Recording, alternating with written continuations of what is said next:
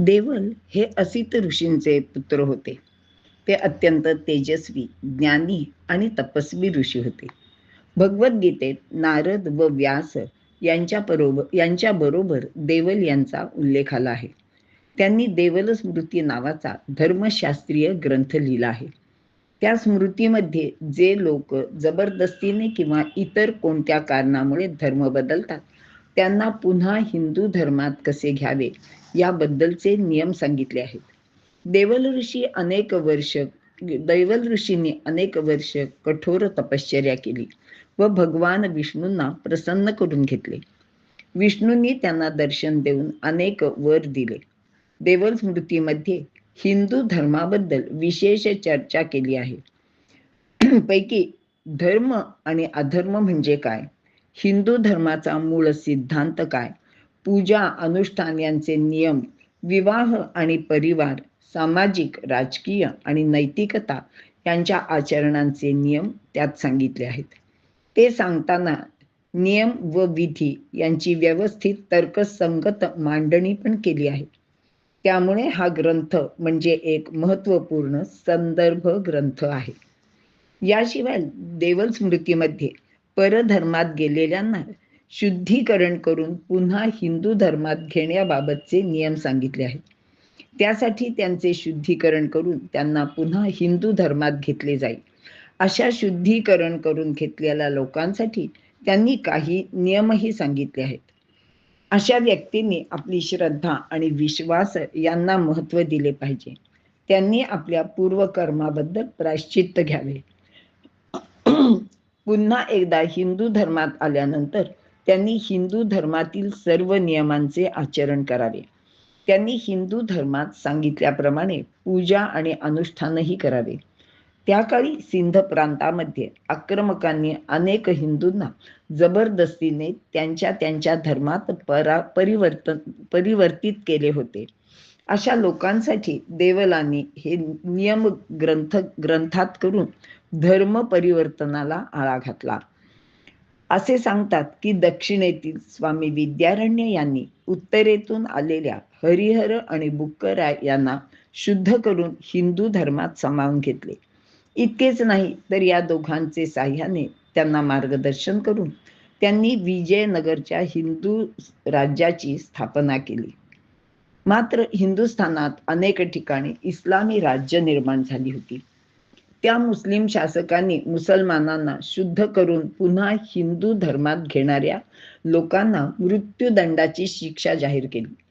इतकेच नाही तर त्यांनी अनेकांना तशी मृत्यूदंडाची शिक्षाही दिली. यात जो कोणी शुद्ध करून घेईल त्याला आणि जो कोणी शुद्ध होईल त्या सर्वांना मृत्यूदंडाची शिक्षा मिळत असे. या अशा शिक्षेचे भीतीने देवल स्मृतीतील हे विचार मागे पडले.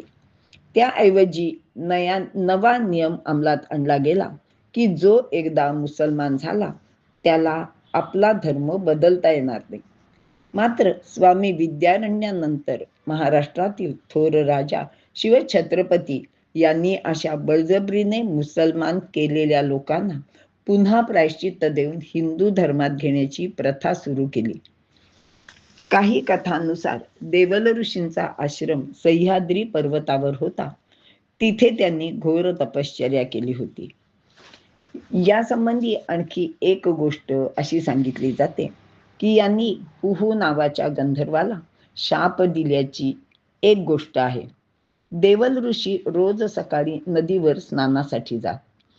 त्यावेळी ते सूर्याची आराधना करून सूर्यदेवाला अर्घ्यही देत असत. मात्र एके दिवशी असे झाले की ऋषी नित्याप्रमाणे नदीत स्नान करून सूर्याला अर्घ्य देत असताना तेथून जाणाऱ्या हुहू गंधर्वाला त्यांची चेष्टा करण्याची लहर आली. मग काय, तो नदीत उतरला व ऋषींच्या मागे जाऊन त्याने ऋषींचे दोन्ही पाय ओढायला सुरुवात केली. ऋषींना या गोष्टीचा त्रास झाला. त्यांच्या सूर्य आराधनेत व्यत्यय आला. त्याने मागे वळून पाहिले तर गंधर्व त्यांचे पाय हसत हसत पाण्यामध्ये ओढत होता.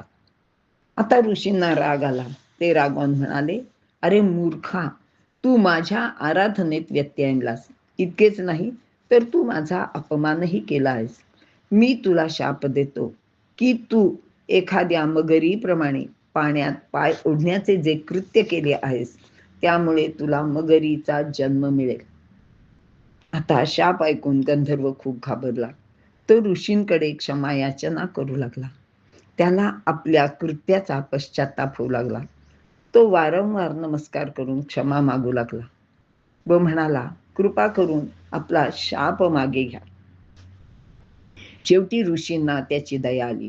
ते म्हणाले, शाप मागे तर घेताच येणार नाही, मात्र तुला प्रत्यक्ष भगवान विष्णूंच्या हातून मुक्ती मिळेल.